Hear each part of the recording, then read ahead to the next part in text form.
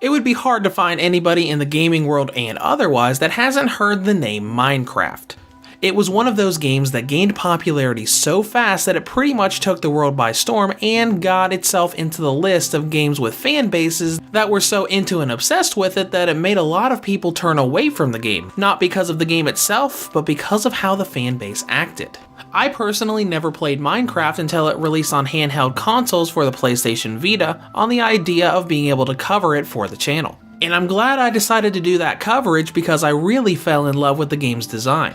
What we're going to cover today is the newest iteration of Minecraft for the Nintendo Switch, which was actually requested back when it first came out, but I didn't get around to it until recently.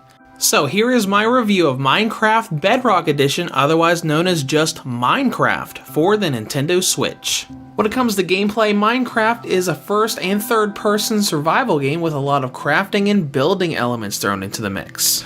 Now first and foremost, this review is basically going to be a comparison between Minecraft Nintendo Switch Edition that released in 2017 and this new Bedrock edition of Minecraft that released in 2018. Technically, you can still buy both versions and play them separately, so let's break down what's different between the 2017 game and the new 2018 game. First, there's a pretty major content difference. Bedrock has all the current updates, including new mobs, biomes, crafting items, all the way up to the recently released Buzzy Bees update that allows you to find bees and create beehives so you can harvest honey from them. This is also when Minecraft made everything internal when it comes to DLC and resource packs. Instead of going to the eShop every time you want a mashup pack, you can use mine coins that you can buy as DLC to buy it from the in-game marketplace. But content aside, the biggest additions here are cross-platform play and Xbox Live integration. If you got a Microsoft account that you use with your Xbox console, you can log into it on the Switch version, import all of your stuff, and have all of your data in one place, including the Xbox One achievements for Minecraft. And finally, something very important for Switch owners is the ability to use the Cloud Save Backup feature for Nintendo Switch Online, something the original version for the Switch did not support at all. Add all of this onto all of the new server settings that you can use from Education Edition to activating cheats like not losing items upon death. There is a huge amount of content in this version of Minecraft versus the original. There are also comparisons that need to be made in terms of visual and performance, but I'll get into that a little bit later. If you're new to Minecraft, this is a survival game where the map is randomly generated every time you make a new world. Progression through this world is in the form of collecting materials and crafting everything you need to survive. Enemies come out at night to attack you, so your first task has got to be collecting the materials you need to create shelter and protection. This starts the game's form of progression, taking you from mining things with your bare hands and creating really simple tools, to using those tools to access new materials and eventually making really high tier stuff, both in terms of protecting you from enemies and what resources that you can collect and craft. But that's only part of it. What really makes this game great are all of the different things that you can do and the different ways you can play. You can tame and breed animals, make mini games, or if you just want to play Lego Simulator, you can go into creative mode where enemies don't attack you and use infinite resources to build whatever you want.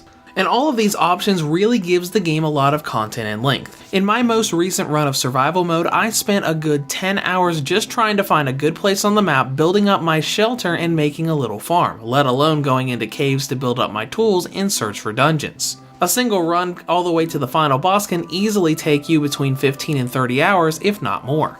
Now let's dive into presentation, where some of the not so great aspects of the game are. Visually, the game looks very good. It's crisp and clear both in docked and handheld mode and runs at a nice steady 60 frames per second.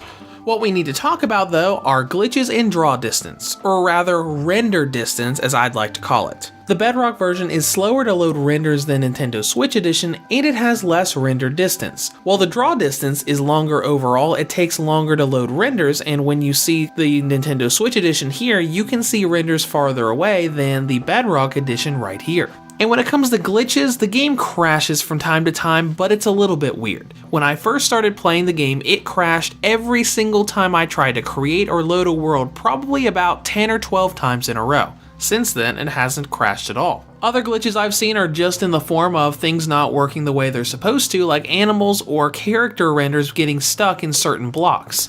But that's all I've got to say about performance, so let's go right into battery life. On the original model, Minecraft Bedrock Edition has a battery range of 3 hours and 30 minutes up to 3 hours and 59 minutes. On the Nintendo Switch Lite, it has a range of 4 hours and 8 minutes up to 5 hours and 41 minutes. And on the V2 or Redbox 2019 model, it has a range of 5 hours and 4 minutes up to 6 hours and 47 minutes.